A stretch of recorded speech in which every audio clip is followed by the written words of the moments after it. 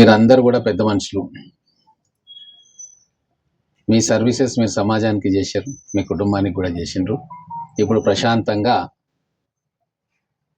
మీ ఆరోగ్యంతో పాటు కుటుంబానికి సంబంధించిన సమస్యలతో పాటు నా కోరిక ఏంటంటే ఈ పట్టణానికి సంబంధించిన సమస్యల మీద, పట్టణానికి సంబంధించిన అభివృద్ధి మీద, భవిష్యత్తులో మీ అనుభవంతో ఏం కార్యక్రమాలు ఉండాలి, ఈ పట్టణం ఎలాగ ఉండాలని దాని మీద కూడా మీ సలహాలు సూచనలు మాకు కావాలి. మేము చేస్తున్న కార్యక్రమాల్లో ఉన్న మంచిని 10 మంది దగ్గరికి తీసుకుపోయి లోటుపాట్లను నా దగ్గరికి తీసుకొస్తే సవరించుకునే ప్రయత్నం మేము చేస్తూ మన మహబూబ్ నగర్ పట్టణాన్ని ఎప్పుడూ లేనంతగా అభివృద్ధి చేసుకోవాలన్న ఆకాంక్ష. మా ఆకాంక్షలో, ఆశయంలో మీరందరూ కూడా పాలు పంచుకోవాలి అని చెప్పి మనస్ఫూర్తిగా కోరుకుంటా ఉన్నాం. మీ అనుభవం వెలకట్టలేంది.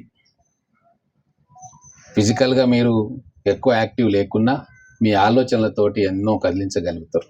మీ ఆలోచనలు కానీ, మీ అనుభవం సారం కానీ మహబూబ్ నగర్ పట్టణానికి, ఇక్కడ ప్రజలకు ఉపయోగపడాలని చెప్పి కోరుకునే వాటిలో నేను మొదటి వాడిని. ఈరోజు 10 సంవత్సరాలు ప్రభుత్వం పాలన చేసింది. దాని తర్వాత మేము వచ్చినాం. మీ అందరి ఆశీర్వాదం లేకుంటే ఈ మార్పు ప్రజాస్వామికంగా సాధ్యం కాదు. కాబట్టి మీరందరూ కూడా ఈ మార్పులో భాగస్వాములుగానే ఉన్నారని చెప్పి నేను భావిస్తా. తర్వాత భవిష్యత్తులో మనం ఏం చేయాలనే దానికి ఒక స్పష్టమైన ప్రణాళిక ఒకటి ఉంది. ఈ దేశం కావచ్చు, రాష్ట్రం కావచ్చు, మన మున్సిపల్ కార్పొరేషన్ కావచ్చు. మీ అందరికీ తెలుసు మన ప్రధానమంత్రి ఎవరికైనా ప్రధానమంత్రి గారు స్వాతంత్రం వచ్చిన తర్వాత 100 ఏండ్లు ఎట్లా ఉండాలి మన భారతదేశం అని చెప్పి వాళ్ళు ఒక రోడ్ మ్యాప్ను తయారు చేసి ఆ ప్రకారంగా పనులు చేస్తూ ఉన్నారు. విజన్ 2047 అని చెప్పి అనేక కార్యక్రమాలు మన ప్రధానమంత్రి గారి ఆలోచనలతోటి రూపుదిద్దుకుంటా ఉన్నాయి.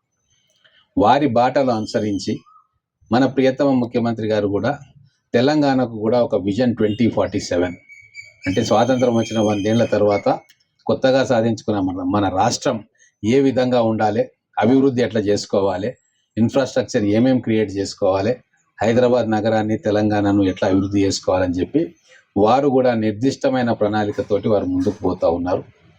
మూసీ రివర్ ఫ్రంట్ డెవలప్మెంట్ కావచ్చు, గోదావరి నీళ్ళను గండిపేట ఉస్మాన్ సాగర్లో పెట్టుకోవడం కావచ్చు, అలాగే 4th సిటీని ఏర్పాటు చేయడంలో కావచ్చు, రేడియల్ రింగ్ రోడ్ని ఏర్పాటు చేయడంలో కావచ్చు, ఎలివేటెడ్ కారిడార్స్ కావచ్చు, స్కిల్ యూనివర్సిటీస్ కావచ్చు, విశ్వవిద్యాలయాల పాఠశాలల అభివృద్ధి కావచ్చు, ఇంటిగ్రేటెడ్ స్కూల్స్ నిర్మాణం కావచ్చు, జాతీయ రహదారులు కావచ్చు, ఇలా అనేక విషయాలలో తెలంగాణ అనేది దేశంలోనే నెంబర్ 1 రాష్ట్రంగా ఉండాలని చెప్పి విజన్ 2047 అనే దీర్ఘకాలికమైన ఒక లక్ష్యాన్ని, స్వప్నాన్ని దృష్టిలో పెట్టుకొని మన గౌరవ ముఖ్యమంత్రి గారు పనిచేస్తూ ఉన్నారు.